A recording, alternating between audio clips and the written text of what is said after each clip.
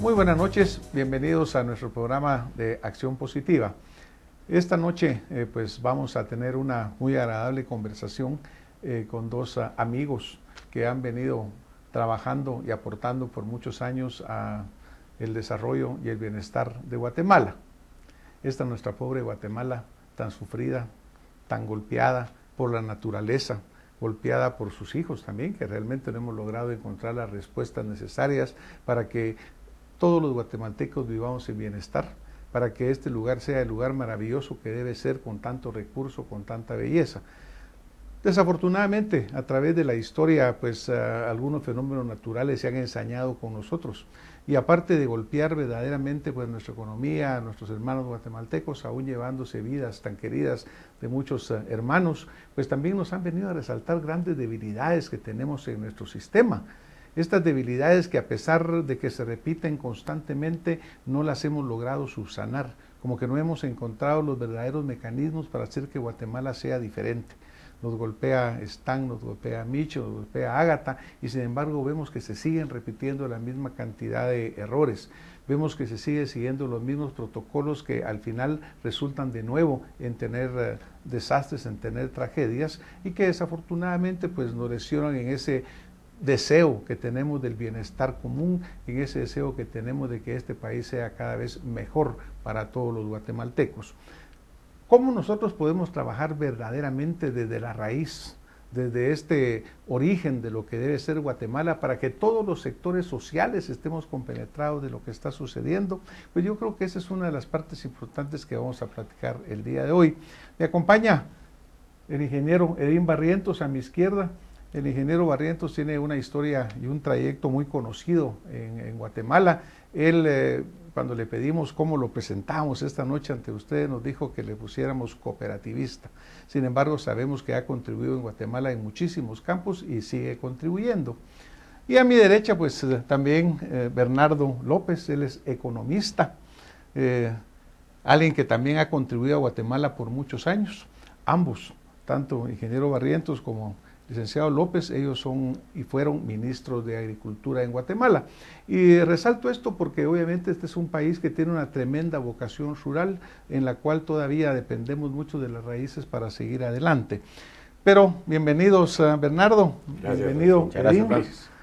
Un gusto tenerlos por acá y muchas gracias porque estén contribuyendo con nosotros esta noche. Este viernes recién pasado se realizó una jornada de Rochdale y habla sobre las cooperativas en el desarrollo social. Edín, cuéntanos un poquito ante nuestra audiencia, ¿qué son las jornadas Rochdale? ¿De qué estamos hablando acá? Muchas gracias, Francis. Honorable teleauditorio, en realidad para el movimiento cooperativo guatemalteco, y en particular para la Federación de Cooperativas Agrícolas de Guatemala, FEDECOAG, ha sido un privilegio poder, por segundo año consecutivo, presentar a la sociedad guatemalteca las jornadas cooperativistas Rochdale. Rochdale es una ciudad ahora, ciudad museo, donde en 1749 se organiza la primera cooperativa del mundo moderno.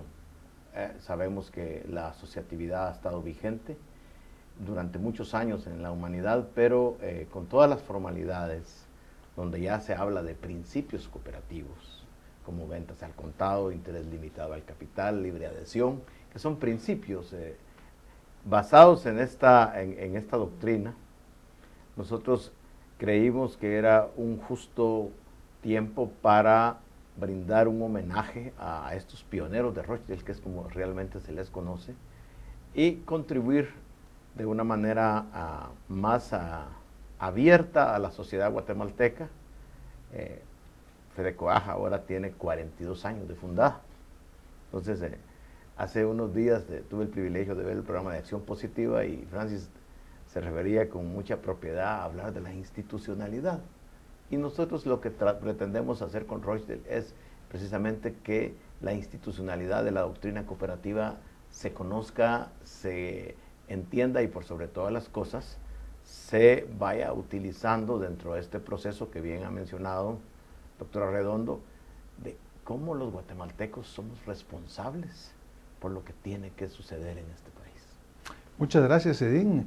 Es interesante el hecho este de Rochdale, porque este poblado actualmente creo que tiene como 98,000 personas que viven en él.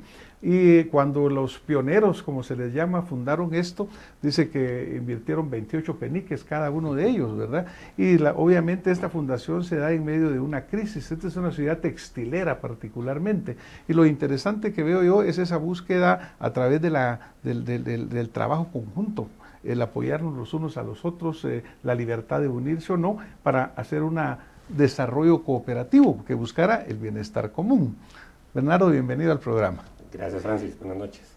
Por ejemplo, Edín nos mencionaba el hecho de la historia, 42 años aproximadamente del cooperativismo, pero nos cuentas tú un poquito de la historia cooperativa, del cooperativismo en Guatemala, porque yo creo que a pesar de que hoy es un movimiento muy importante, tal vez existe un poco de desconocimiento general. Gracias. Yo quisiera rescatar también el tema de que mundialmente, Rochdale, el fenómeno se da cuando estamos en la crisis de la edad industrial, de la revolución industrial. Y en estos momentos estamos llegando también a un momento de juzgamiento y reflexión sobre el modo de producción vigente. Eso lo mencionaba el viernes el doctor Porras, cuando mencionaba el contexto del desarrollo socioeconómico capitalista y el papel del cooperativismo. Te lo mencionaba porque si colocamos esos dos extremos, cuando el movimiento surge en Rochdale en el siglo XIX, y cómo llamamos a unas jornadas de reflexión cooperativista a principios del siglo XXI, es precisamente porque ese desarrollo histórico que ha tenido el cooperativismo en Guatemala y a nivel mundial, creo que ha mostrado dos cosas básicas. Una, mencionada por Edín, es el tema de la institucionalidad. Cuando conocemos y comparamos las instituciones y la institucionalidad vigente en los últimos 50 años, encontramos como una constante el movimiento cooperativo. Y dos, el tema de cómo es una institucionalidad apropiada para abordar el tema cíclico de la economía y de la sociedad misma.